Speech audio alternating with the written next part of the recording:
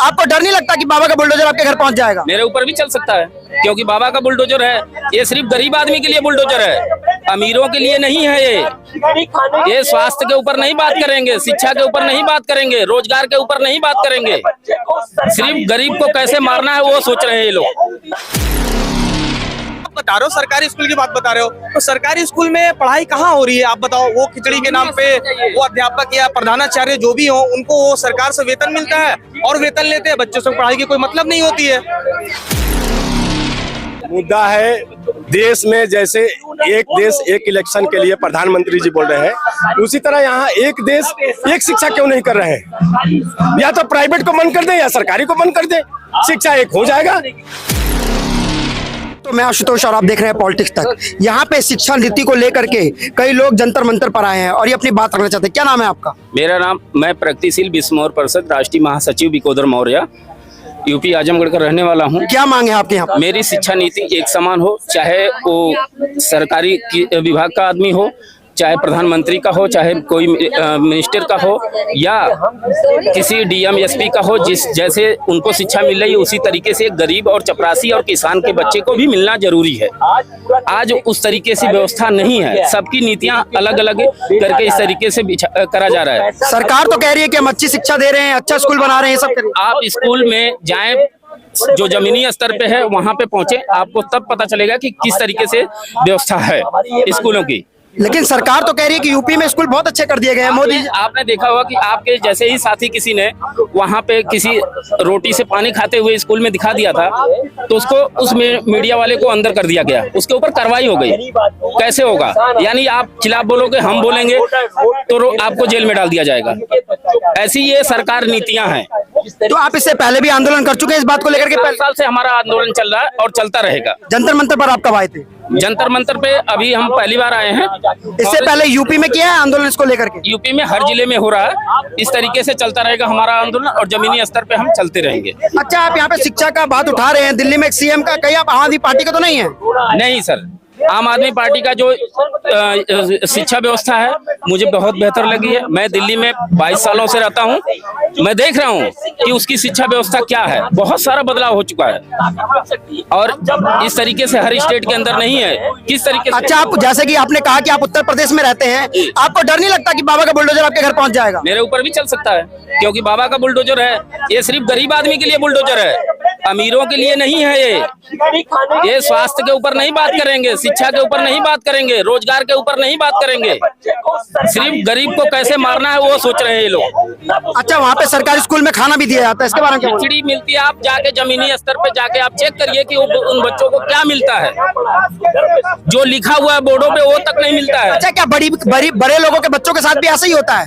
नहीं, बड़े लोगों के 5 स्टार स्कूल में पढ़ रहे हैं, प्राइवेट में पढ़ रहे हैं। प्राइवेट में पढ़ रहे हैं। उनकी कौन सी वो नीतियां? उनके पास पैसे हैं, गरीब के पास पैसे नहीं है। तो दोस्तों, यहाँ पे आप सुन सकते हैं कि यहाँ पे विधायक और सांसद के बच्चे तो बड़े स्कूल में पढ़ रहे हैं, लेकिन क्या गरीब लोगों के बच्चे सही से शिक्षा ले पा रहे हैं कि नहीं, ये आम जनता बोल रही है।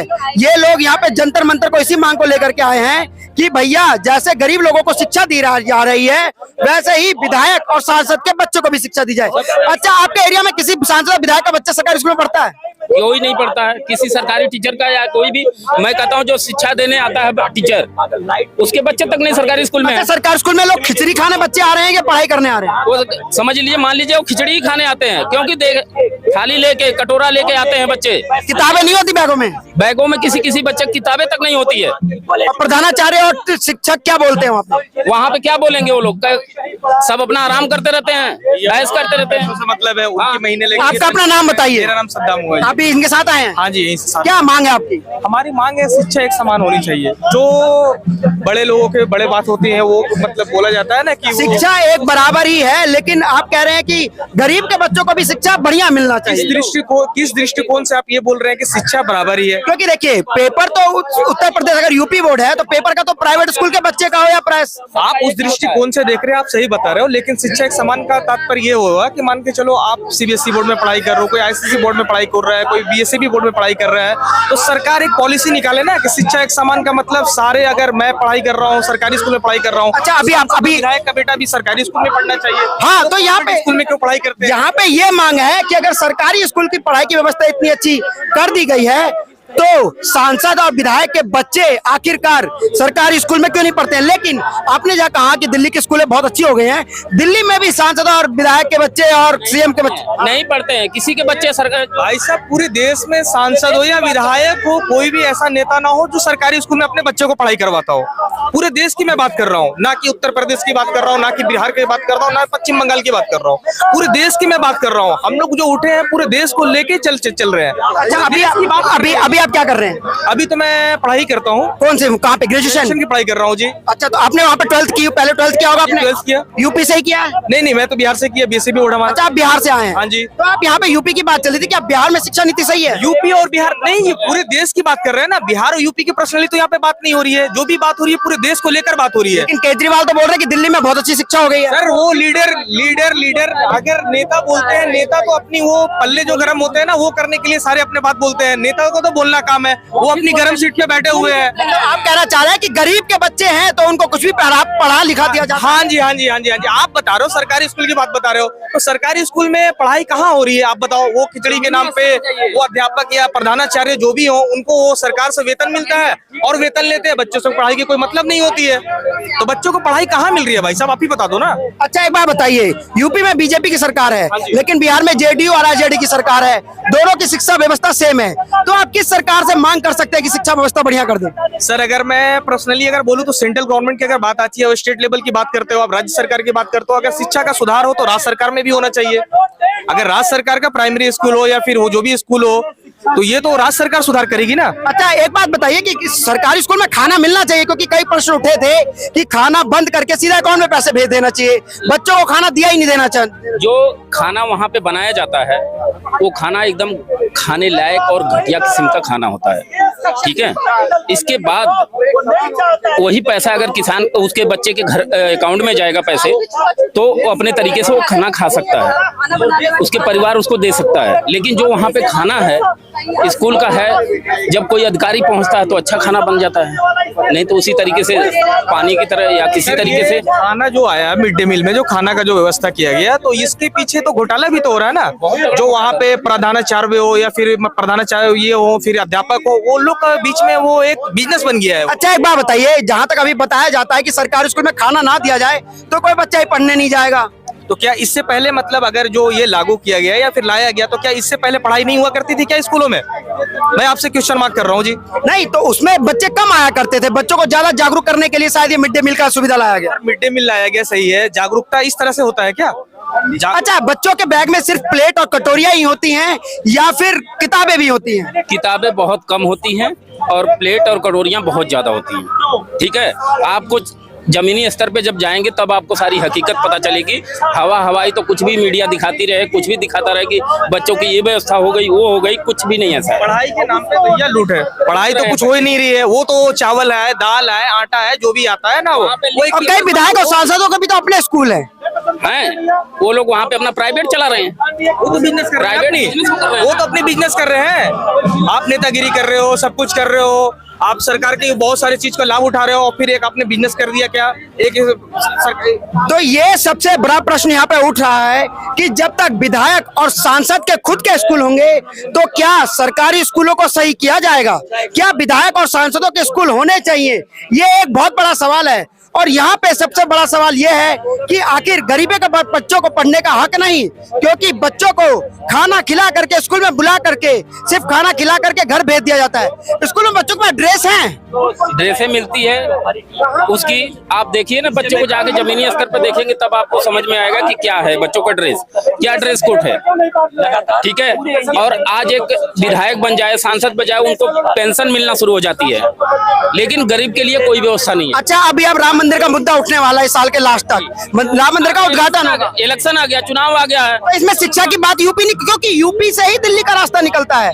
बिना यूपी के कोई भी प्रधानमंत्री या किसी भी पार्टी का प्रधानमंत्री नहीं बन सकता जब तक यूपी चाहेगी तभी। यूपी, बिहार, वेस्ट बंगाल, राजस्थान, ये बड़े बड़े राज्य हैं। बिल्कुल, यूपी चाहेगी वही प्रधानमंत्री बनेगा और कोई नहीं बन सकता, ठीक तो है। यहाँ पे फिर मुद्दों पे बात क्यों नहीं होती है? मंदिरों और मस्जिदों में मंदिर और मस्जिद में सिर्फ बांटा जा रहा रहा है लोगों को, इसको बांटा जा रहा है, SC ST OBC को।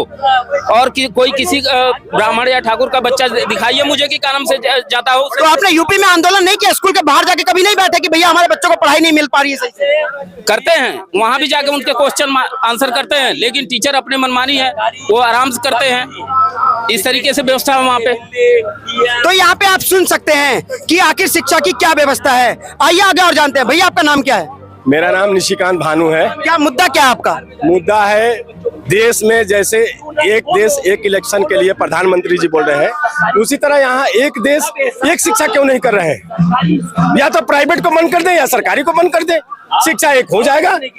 लेकिन यहाँ तो मोदी जी जैसे गुजरात गए थे, उन्होंने क्लास में बैठ करके फोटो खिंचाया था और कह रहे थे कि भैया हम तो शिक्षा बढ़िया कर रहे हैं सरकारी स्कूलों में। शिक्षा तो बढ़िया कर रहे हैं, कहाँ कर रहे हैं? वो तो मंदिर जा रहे हैं उद्घाटन करने के लिए, मस्जिद जा रहे हैं उद्घाटन करने के लिए, यूनिवर्सिटी कहाँ कर रहे हैं? शिक्षा हमारा मुख्य उद्देश्य है।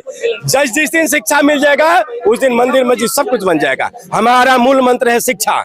शिक्षा एक समान होनी चाहिए, प्रधानमंत्री का बेटा हो, राष्ट्रपति का बेटा हो या चपरासी का बेटा हो, सबका शिक्षा एक समान होनी चाहिए। हम लोग का मांग है और इसी के लिए हम लोग यहाँ पर आए हैं और यह प्रक्रिया चलते रहेगा जब तक हम लोग की मांग मानी नहीं जाएगी। अच्छा, आपको क्या लगता है जब तक विधायक और सांसदों के खुद के प्राइवेट स्कूल होंगे, क्या वो सरकारी स्कूल पे काम करेंगे? यही तो मैं कह रहा हूँ कि प्राइवेट स्कूल जब विधायक मंत्री सांसद का होगा तो गरीब का बच्चा पढ़ेगा नहीं। ये लोग चाह नहीं रहे कि पढ़े। ये लोग जब तक शिक्षा लोग को नहीं होगा, नेताओं के पीछे पीछे कैसे भागेंगे? अशिक्षित होंगे तभी जाएंगे नेता के पीछे पीछे। रैली में जाना है। देखिए दोस्तों, यहाँ पे शिक्षा एक बहुत बड़ा मुद्दा है और यहाँ पे गरीब बच्चों की शिक्षा की बात चल रही है, क्योंकि अमीरों के बच्चे और विधायक और सांसद के बच्चे तो प्राइवेट स्कूल में या विदेशों में जाके पढ़ाई कर लिया करते हैं, लेकिन यहाँ पर गरीबों को पढ़ाना थोड़ा सरकारी स्कूल में मुश्किल हो जाता है। अच्छा, सरकारी स्कूल में मिड डे मील की स्कीम भी तो चल रही है। मिड डे मील स्कूल में चला करके एजुकेशन के लोग चौपट कर दिए हैं। बच्चों के बैग में सिर्फ प्लेट कटोरियां मिलती है कि किताब कॉपियां भी मिलती? किताब कॉपी मिलता है तो वो प्लेट की जरूरत ही नहीं पड़ती। प्लेट की जरूरत नहीं पड़ती। जब शिक्षा मिल जाएगा, लोग जाते हैं स्कूल में पढ़ने के लिए, खिचड़ी खाने के लिए जाते हैं क्या?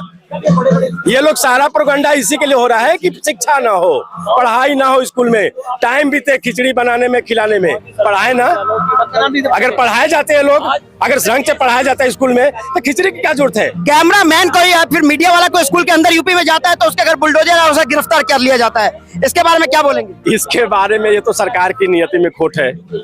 सरकार की नियत में ही खोट है। एजुकेशन हम गलत दिखा देंगे, आप गलत आके दिखा दीजिएगा मीडिया में, उनकी प्रचार हो जाएगी। अरे शिक्षा पर हम लोग ध्यान ही नहीं है। वो लोग मंदिर मस्जिद में घूम रहे हैं, स्कूल में तो घूमे। अच्छा, 2024 के लोकसभा चुनाव में शिक्षा मुद्दा रहने वाला है या राम मंदिर से ही खेल चल जाएगा? शिक्षा, देखिए, शिक्षित आदमी शिक्षा को ही चाहेगा। शिक्षा जब मिल जाएगा, आदमी एजुकेशन के लिए वो मंदिर मस्जिद घूम लेगा। तो दोस्तों, यहाँ पे आपने सुना कि गरीबों की शिक्षा की मांग लेकर के यहाँ पे लोग आए हुए हैं। मैं आशुतोष और आप देख रहे थे पॉलिटिक्स तक। जय हिंद, जय भारत।